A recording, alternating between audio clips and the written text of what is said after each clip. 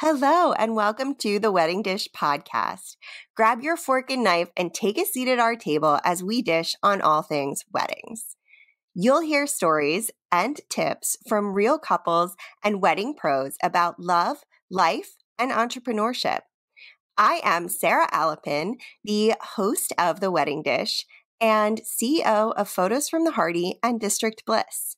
Thank you so much for tuning into The Wedding Dish. Let's dish. And I have my little French bulldog, Bud Clouseau, laying in my lap, probably snoring loudly. Heidi has told me that she can't hear him, so that's great. And I am very excited to be joined today by Heidi. She is an amazing podcaster and a business owner. She helps you grow your wedding business without going crazy. She's all about business strategy. She loves marketing, and she's just dedicated to not overcomplicating it so that it just flows and it feels good. And she's also a summit host. So she hosts multiple summits per year that help you to book more weddings. That's what they're called. So I would like to welcome the CEO of Evolve Your Wedding Business, Heidi. Thank you so much for having me, Sarah. Thank you for being here. I'm so glad we were able to do this. I love your podcast. I love what you do. And I love that you really are not just about, you're not about selling, you're about elevating wedding businesses. Yeah, I mean, obviously we have to be able to make sales, but I'm really focused on, okay, let's help you build a six-figure business. Yes, but let's do it without working all the time. Let's make sure we build it around the kind of life that you want to have. And that's so important. And it's something that is so commonly forgotten in the entrepreneurial journey. Hustle culture is real. Yeah. And it's that is not the way that I live. I'm so glad that you don't live that way either. No, that is just like, what's the point? I am very much a life-driven person first, and everything needs to fit into, the values I have, the things I want to do. Like freedom is a big thing for me. So, if I come up with a program I want to offer and it's going to massively restrict me, I'll do that. Or if there's, a particular type of marketing that's going to, encroach on that, I'm not going to do it because it doesn't feel right to me. And I think it's good to know that you don't have to do the things that other people are doing just because they seem to be working for them. You can find things that work for you and how you like to run your business. That's so important. And I'm so glad that you said that. It's just such at the end of the day, every day, I close my laptop, I leave everything in my office, and I do not think about it until the next day.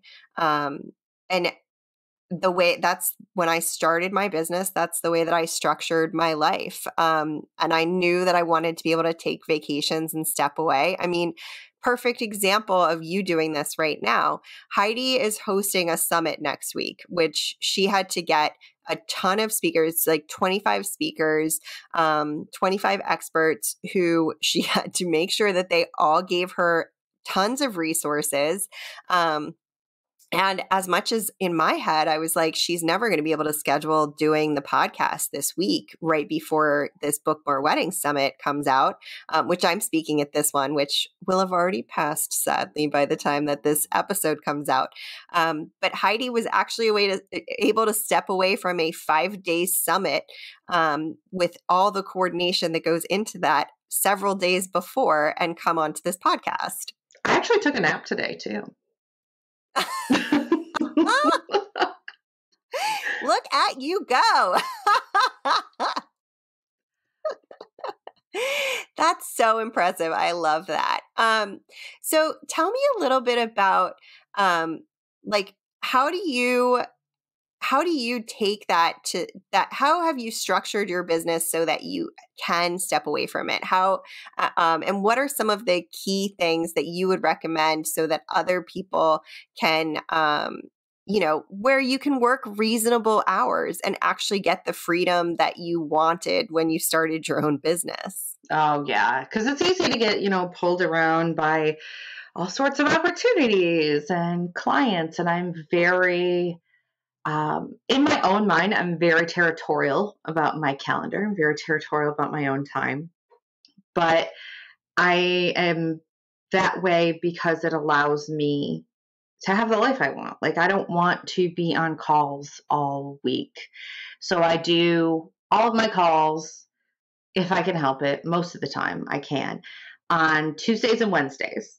That gives me Mondays, Thursdays, and Fridays to just like be in my zone, do my own thing, and really focus on the work that's really important to me. Not that calls aren't important, but if they're scattered throughout the day every day, they just break up the focus time on other things and pull you away. So I am a big proponent of enough structure to help you and not so much that it feels suffocating, because I definitely feel suffocated by overly structured kinds of things. So with my business, I've decided to build it where I work with people through my membership, which is called the Wedding Business Collective. And it houses all of my courses. It's our group coaching. We have, all sorts of different things. We have co-working days that we do together. And there are people from all over the world. And that is an incredibly sustainable model for me because, I realize I get to make the choices. I get to decide the structure of this, when things are going to be held live, when we're going to do live calls. We don't do them constantly. We have a couple every month. And then we have a community where I can, answer questions on the fly, which works great for time zones as well. But that is something that is just like a great example of finding the way that you want to work. And it took me time to get there. I had to go through like offering courses individually and then realizing people needed coaching and then realizing the coaching clients needed the courses. So I brought everything together under one roof in that membership. And that's really taking people on the full journey to building, their six-figure business without working all the time. And then with building these summits, like Book More Wedding Summit, I found a mentor who had done it, who had systematized what she did, and I paid her for a shortcut, and it has been worth its weight in gold because I have a structure that I can follow. I didn't reinvent the wheel. I do things my way, absolutely, but I didn't, make it all up from scratch. And I think so often we forget that we get to make these decisions, whether it's in the structure of our business or in our marketing or in who we want to work with. You're the CEO. You get to sit down and actually decide what you want. And that's pretty powerful. Yeah. Yeah. I mean, that's so important to, I am a huge advocate of paying for, if there is a way that you are able to afford to pay for, and in this case, Heidi is referring to Summit in a Box, because, which I know because I am also a student of Summit in a Box. If you are able to get the templates so that you can start from a place where you aren't reinventing the wheel, that is something that is always worth exploring. It's very similar to like getting a contract. If you have a contract attorney who, that works within the wedding industry or something, it's much easier to, it just makes your life easier. They know what you're talking about. Like learning from the best people is always something to consider if you have the budget for it. And there are, all sorts of affordable ways to do it too, but just finding ways to Learn from people who can shortcut the learning curve, because you can spend years just trying to get off the ground. Yeah. I mean, and that's what your membership does, right? Like you're teaching people in the wedding industry and supporting them so that they don't have to then like just throw spaghetti at the wall in their marketing for their wedding businesses. Yes. And I hate that so much because I've seen what can happen when you have a solid marketing plan. The way I talk about it a lot of times is, if you have been in business for any amount of time, your marketing should get easier and easier and easier over time, because you have the data from the stuff that you've already tried. So you know what works, what doesn't work, what to do more of, what to do less of. Problem is, most people never look at that, and they just keep piling more on themselves, and they just make it harder and harder over time, when really this should get easier. Yeah. I mean, and even with the new technology that comes out, like, you don't have to show up in every location. You don't have to have your wedding business on TikTok or whatever it is. You don't have to be on Clubhouse. So even though, yes, like new things come up, your strategy should still be sustainable. Yeah, and the way I kind of pull people out of overwhelm, there's a course in my membership all about creating your marketing plan. But one of the really key things is you're making the decisions up front. You're sitting down and deciding right now, okay, which 3 platforms, and by platforms, I mean, could be social media, could be working on referrals, could be networking, could be SEO, could be anything. But what 3 things are you going to commit to for the next 90 days? Then that allows you to put on the blinders and know, okay, these are my things. I decided where I'm going to market, and then I'm going to decide what I'm going to do in each of these places. So then it just becomes, handing off the work order to worker version of you to go fulfill it. The decisions are already made. Exactly. Exactly. And it takes more than, one time of someone seeing your pictures on Instagram or something for them to book you. It takes multiple times. So you have to commit to it for a certain period, or you aren't going to see the results because you don't give it a long enough time frame. Yeah. And, what I was saying about how people don't look at the data, what I encourage people to do on a 90-day basis with this is actually stop, spend like an hour max. It really doesn't have to be that long. And look at what worked and what didn't work, and why do you think that is? And what are you going to change as a result of that? So maybe you weren't clear enough on your ideal client. Maybe you didn't understand them that well. So you're going to change up the kinds of things you're talking about in your marketing. Great. Let's see how that goes. It doesn't mean like throw everything out the window, but I think most people err on the side of holding on to things too long than giving up on them too early. Interesting. Like, I've already invested some time into this. I've already invested, some effort, some thought into this. And by deciding, you know what, that was an interesting experiment, did not work, I'm not going to do this anymore. It feels like you're losing something, but really you're gaining that time back. I'm curious because what that reminds me of is those magazines that people used to put out that was like basically all one wedding advertisement for a million different companies. Like it's such an interesting model to me that works. But that's what, like, in my mind, I'm like, oh, that's like putting your catering company in one of those magazines. Am I right about that, or am I wrong about that? I mean, it definitely can be. And like, there are people who, because they're not looking at this, they don't know what's working and what isn't working, so they can't make these decisions. So when the person from Wedding Wire calls, they get pressured into paying for the next year when they don't actually know if that did anything for them. Oh, that's such a good tip because that's so true. And those platforms are very expensive. And if Hmm. you don't know if you're getting the benefit out of that, like you should not be paying for it. No, and I'm a big proponent of, you know, yeah, go ahead, test something, acknowledge that it's a test. It may work, it may not work. If it works, awesome. See how you can optimize it. Throw more money at it if it's a situation where you can do that. If it's like Facebook ads or Google ads, because then you're going to continue to get more out of it.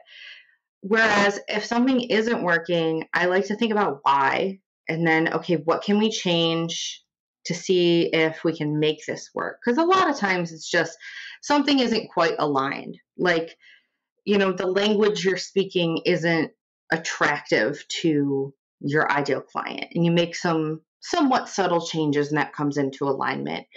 So I don't want people to give up on that kind of thing immediately, but when we get into these situations where we don't actually know if something is working or if it isn't, then it just falls into guessing and it falls into emotions, and then you fall into like the very natural like fear of missing out. Like, well, I guess I better just do this or I might miss out on something. Whereas if you know for a fact that it hasn't generated a single client for you for a year, that decision gets a lot easier.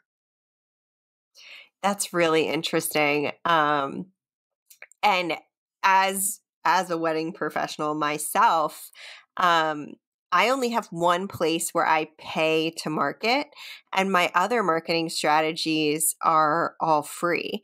So I actually don't have to. I mean, a lot of my clients come from referrals and people who know me. So that's definitely a thing. But I think I get 75% of my inquiries from Instagram. That's awesome. And that tells you, okay, what would happen if I did this on Instagram, or if I doubled down in this way, or what would happen if I ran Instagram ads? Who knows? But you already have a lead. So go in that direction and see, how you can make it work harder for you instead of taking all of these other things, especially new things, and piling them on. Yeah, because it's such a good way to burn out when Mhm. you do that. Yeah, and I'm sure like everybody has been there, and it sounds like a good idea at the time, but ultimately it's like you just half-ass everything and then nothing works and then it's just frustrating. Yeah, and there's that age-old saying that's if you talk to everyone, you are talking to no one. Mhm. Very true. I love that. So do you have any like actionable recommendations where people can, for example, like just straight asking your clients how they found you?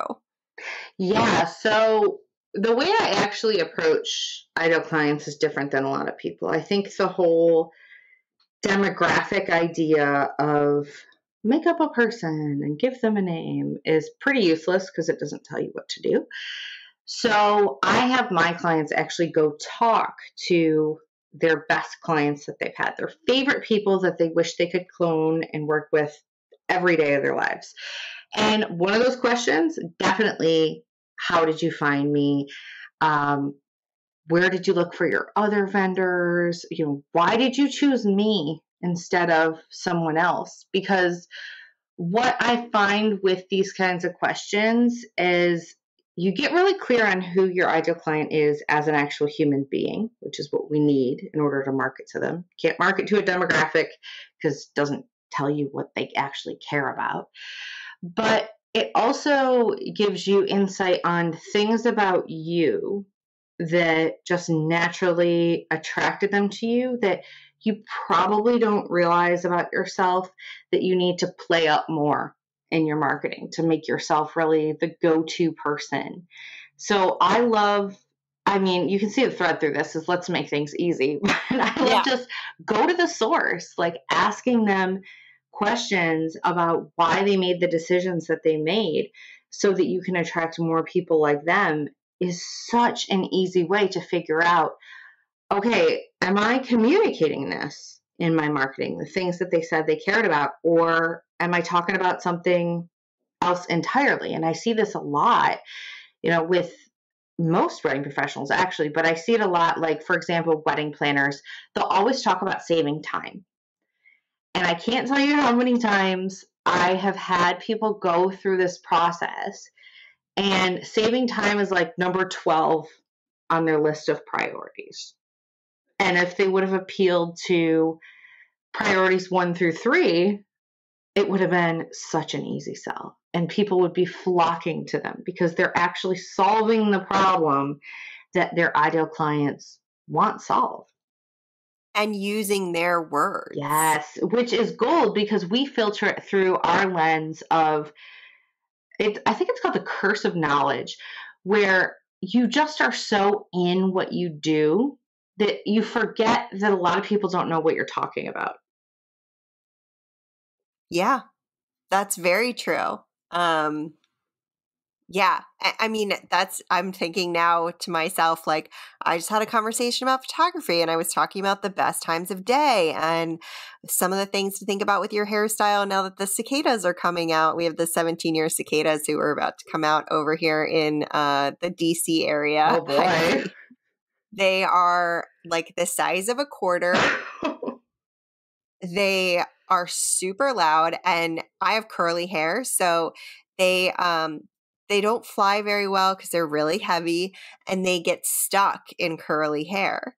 So if your hair's down and you have curly hair on your wedding day, you got to think about how much that's going to bother you if it's going to happen, and you kind of have to. So, but that's something that like most people wouldn't, think about. And I, as a photographer, I'm always so in my head about that I don't necessarily think about it. Or, when we had the conversation on your podcast where I'm talking about networking and you were like, oh my gosh, I never thought of that. It's so interesting the number of times that I hear that from people. And if you actually take the time to talk to your ideal clients, it sounds like that's, what you're getting. Totally. And they'll tell you exactly what mattered to them. So, to give you an example, there was a planner that I worked with, and she was emphasizing saving time, like a lot of planners do. And she talked to her best clients and found out almost all of them were both Indian, if not one person in the couple was Indian. And their biggest thing that they were concerned about wasn't time. It was, I've been to my brother's wedding. I've been to my sister's wedding. I've been to my cousin's wedding. I've been to my friend's wedding. I'm sick of going to the same wedding. I still want my culture to be involved, but I want to make it my own. So you better believe the second that planner started saying, hey, I'm the go-to person if this is what you care about, people were just like shoving money in her face because she was the only person solving the problem. Yeah.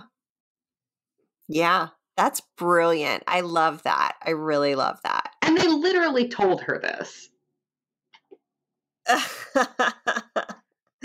Yeah. I mean, we should just have more conversations with people in general. I totally agree. Like, it just makes things so much easier than you don't have to try to play mind reader. Yeah, nobody wants to try to read minds. It's also exhausting to stand in someone else's shoes. Yeah, it is. And just, like you were saying, throw spaghetti at the wall, try all these different things. And a lot of the time, the reason why marketing doesn't work is either you're not clear on the ideal client and what they care about, and you're not solving the problem they want solved. They don't care about how many cool features this hammer has. They just need to put their furniture together. Yeah, that's so true. That's so true. And I see with photographers a lot, like, you guys know what 10 hours of coverage means. Nobody else knows what that means. I know. People ask me all the time. They're like, I think I need 8 hours. And I'm like, okay, so, that would be like this. If this is the structure of your day, then you would probably need 8 hours. And they're like, oh, well, won't it just be the same people on the dance floor? Or And I'm like, yeah, I think you need 6. I don't think you need 8. And if it's for some reason you do, we can just add more time in. And yeah, and that's the thing, like, we're dealing with people who have never purchased these sorts of things before. So you have to sell them on, the benefit of what it is that they're getting out of it, not, the individual features of how long you're going to be there. Like, what does that actually mean for them? Yeah. Yeah, that's so true. That's so true. And it's so easy in the wedding industry to really have that curse of knowledge, as you put it. And then also, to get to look at what everyone else is doing and think that that must be the right way to do it because it seems like it's working for all the other people in the industry when we have no idea if it's working for the other people in the industry. We're just assuming. That is such a good point. And I see people also do this with pricing. Yes. Like, you don't know if that person is independently wealthy and doesn't need to make money from this business.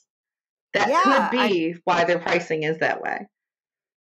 Yeah. Or maybe like they're afraid to be charging more or maybe they're digging themselves into debt. Like, you don't know.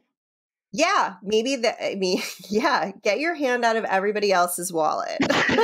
Well said.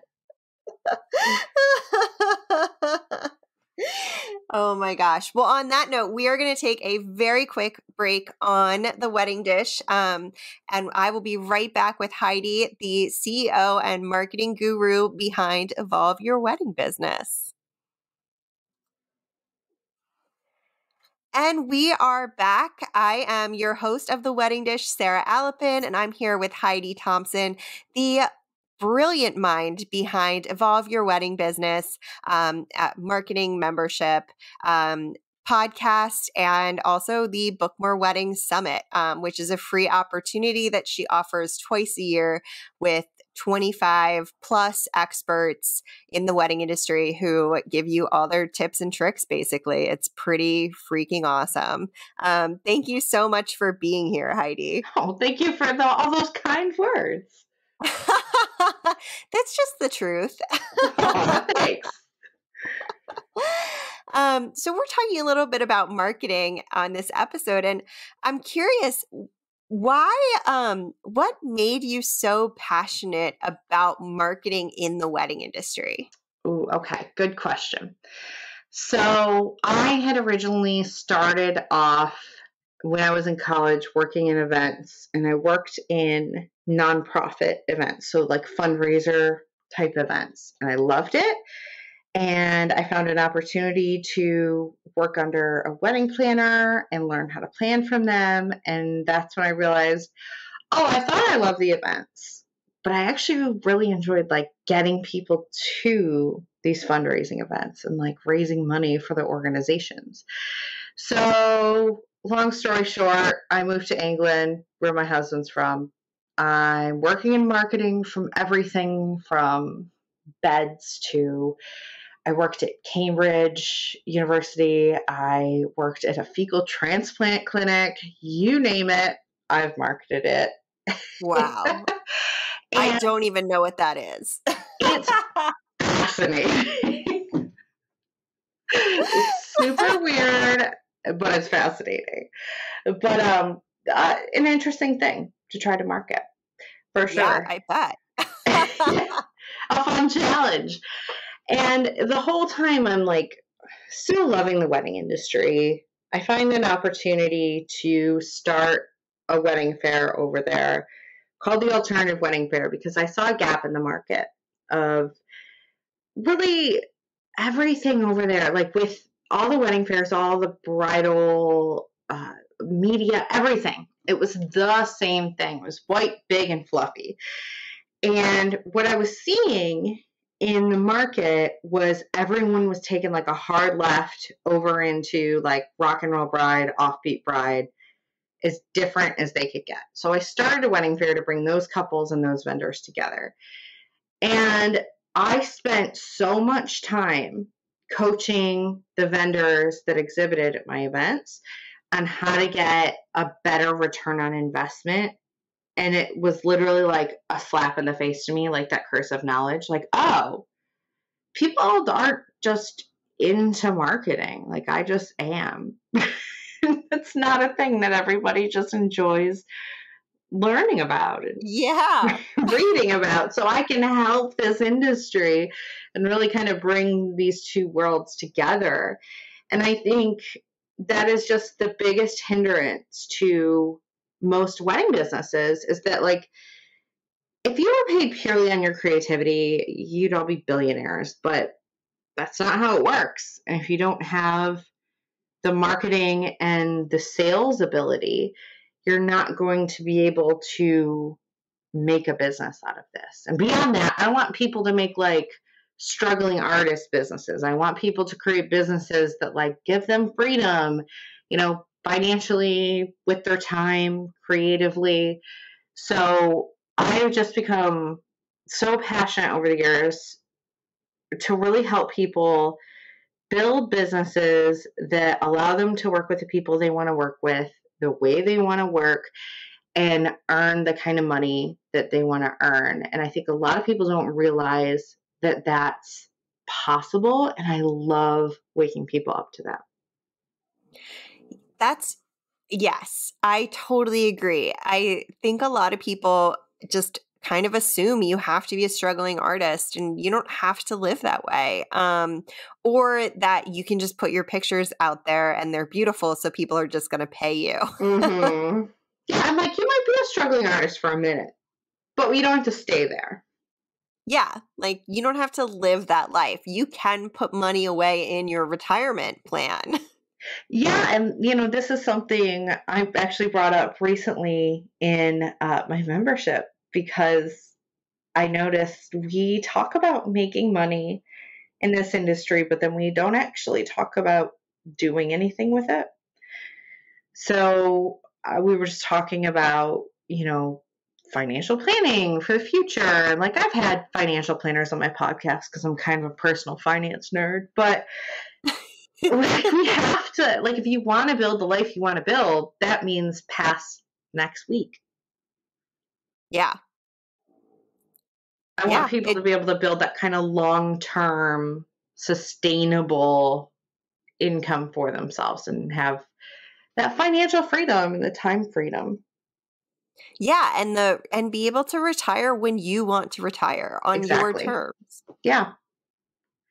And I think that's something that is missed from the conversation a lot in creative industries. And I'm all for the work, I'm all for the craft, but we need some strategy so that you can make enough money to continue doing it. Yeah, and not lose that fire and that passion, because burnout is a real thing. Yeah. Yeah, and it sucks because you get in that position and it's like, now you don't want to do the thing you love doing.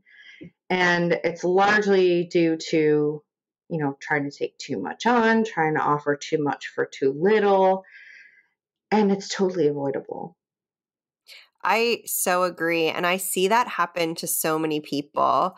And, you know, it's so important to take care of your mental health, to take care of your health, and to take care of your future life. And it's such a big thing. And people really don't realize how important that is until you start getting close to it. And if you have to do the math on what your retirement planning actually looks like, it's quite terrifying.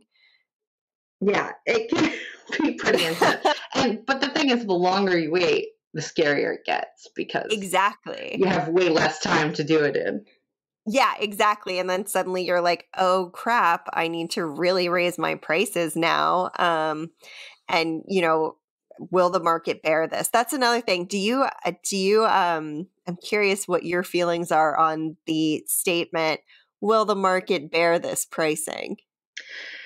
So it's funny. I was talking to my husband about this the other day. We watched this video, and I think it was run by some ad company, but it was basically a social experiment. And they had this like boutique and they were selling these shoes and they were interviewing people about it. I'm like, why did you spend $1,000 on these shoes? I'm like, oh, well, like they're so rare and they're European.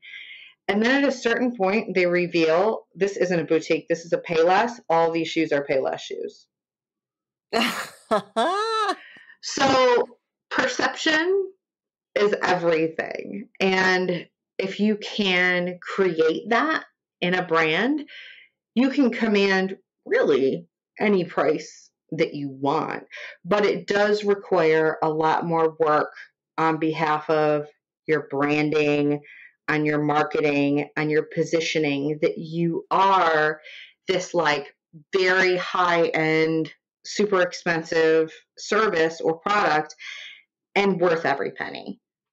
And I've had, I had an officiant that I worked with, and she was in North Carolina. She was already the most expensive. She doubled her prices, and then she raised them again. And because she was like super clear on her ideal client, she knew who she was targeting, she knew how to reach them, she knew what they cared about, they would happily pay more than double to work with her than to work with someone who's kind of like lukewarm. There's the person who's my 100% fit, who I really want to work with. And I could work with someone else for cheaper, but I don't want to. So she was able to do that in her market where everyone was like dramatically cheaper. But it got to a point where she wasn't even a competitor to them anymore because she was working with totally different people. So it really wasn't even an issue.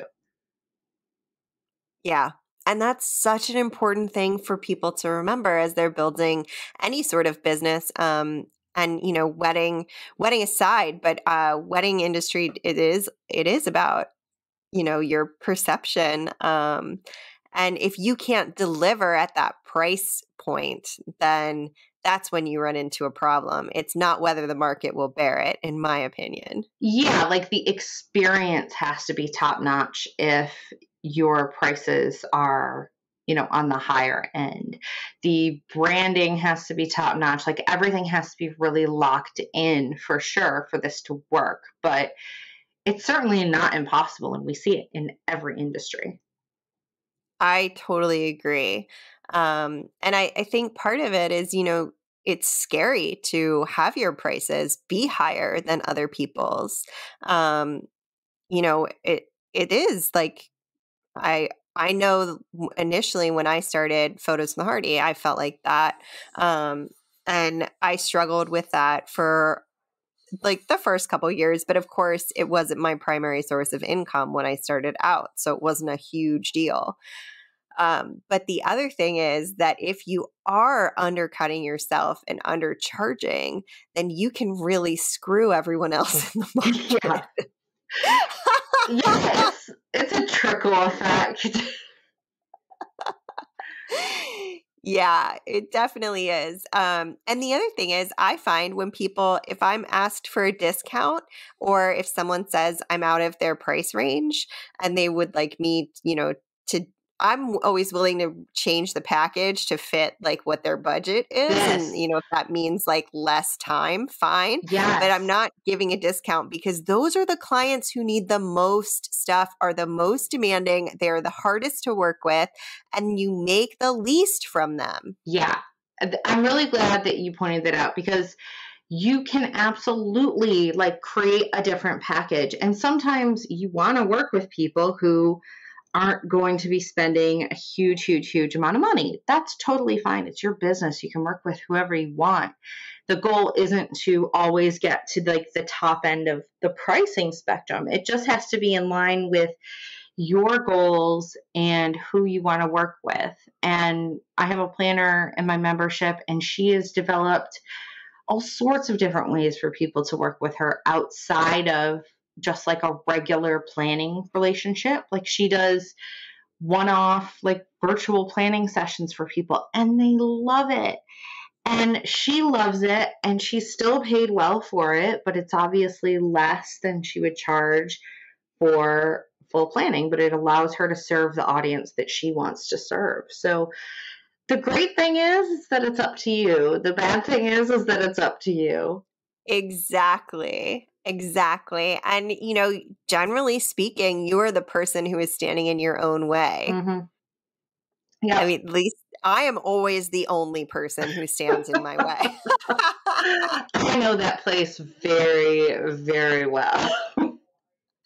Unless it is my dog stealing something out of my camera bag, which has happened as I was trying to go out the door for a wedding. But you're right. So much of it is just like in our heads. Yeah. I mean, it's an us problem. It's not a them problem. Yeah. And I really like the idea that it's none of your business what people can afford. They will choose to work with you or they won't choose to work with you. And if they're making their decision based on price, that probably means that your marketing isn't as strong as it needs to be, and your positioning isn't as strong as it needs to be. That can be changed, but it's really none of our business to say, oh, you can't afford this.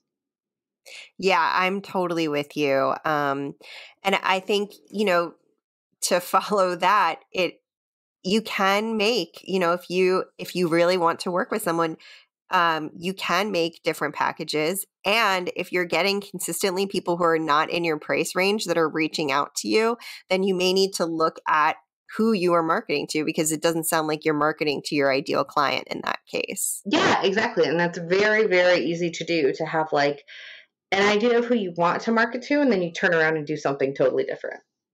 Yeah. I mean, we've all done it. Yep. We've all done it. I sit here and say I get 75% of my my clients from Instagram. Well, I needed a mental health break from Instagram because I was getting a little bit like worn down looking at all of these pictures from weddings that I am not currently photographing. And it felt like I was just recycling content, and I didn't want to be doing that. And I didn't want to seem like I was, out doing all these awesome weddings that were from a year ago or 2 years ago or whatever. So I took a break, and that's okay. Yeah, it is. And that's good that you did that. I'm sure that was very helpful. Yeah, I mean, I just needed like a mental refresh. And is it the best time to do that? No. But did I need it now? Yes. Yeah, we don't get to decide when we need these things.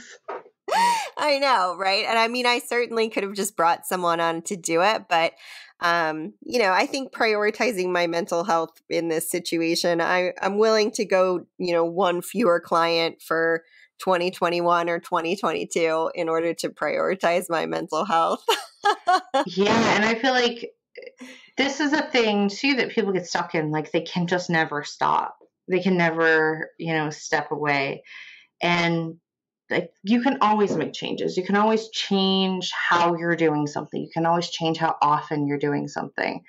You can like batch a month's worth of social media posts, so you only have to deal with it one day a month. You can hire someone. There's a million ways to do it. It's just deciding, what do I need to do? And then maybe I'm not the person that needs to do this. Yeah. Yeah. And looking at, okay, what do I actually need to have my CEO hand in versus what can I farm out? Yeah. And that's such an interesting shift for people to make, because we all fight it. And then we get to the other side and we start outsourcing things, delegating things, and you just want to hit yourself for not doing it sooner. I know. Bringing on a team, it's always like, when should you bring on a team? I get asked this all the time. When should you bring on a team? You should bring on a team before you think you need a team. Yeah. Because by the time you think you need it, by the time you've convinced yourself, like, you are already so far in the weeds, and that's not fun.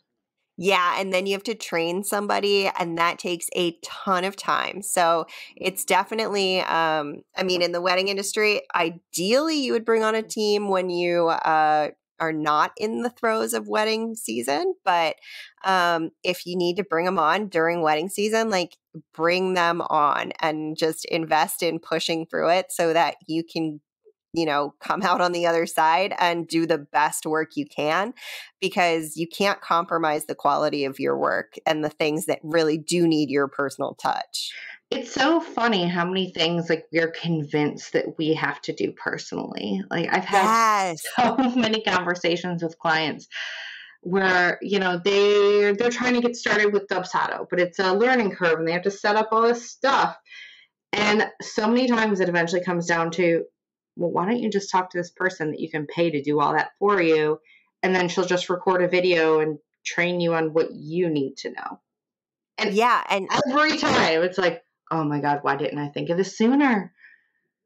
Yeah, especially in the wedding industry, we're convinced that if we let go of any piece of it, the whole structure is just going to fall apart. Yeah. Yeah. And I think that's natural. It's definitely a normal feeling. But like if you can just start outsourcing things that you hate, maybe that'll be easier for some people.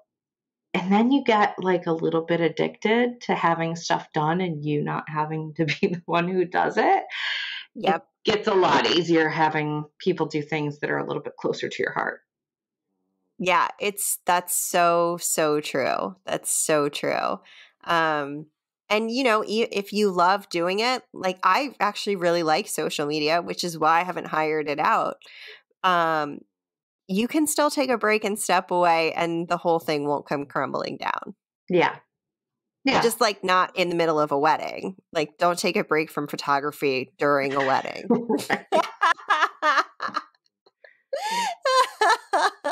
Then it might crumble. Yeah, that's going to come back to bite you. Oh my gosh. Well, Heidi, thank you so much for taking the time to chat with me today. Where can people find you online? So I am Evolve Your Wedding Business on Instagram. You can find my website at evolveyourweddingbusiness.com. And we always have a new Book More Wedding Summit in the works. So you can get on the wait list for the next one at bookmoreweddingssummit.com. And your podcast is also Evolve Your Wedding Business, correct? It is. Yeah. Thank you. Yes, of course. I mean, I always forget to say something, so I try to keep everybody else. Well, awesome. I highly recommend. I have now been a speaker and I've been a guest at the Book More Wedding Summit. They're great. It's really just like lovely wedding professionals who want to share their knowledge. And some of them are actually even handy for couples planning their weddings, in terms of like if they're talking about planning or something.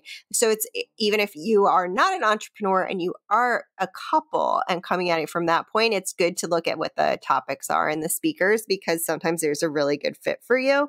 And a lot of people who plan their weddings then end up joining the wedding force. It's true.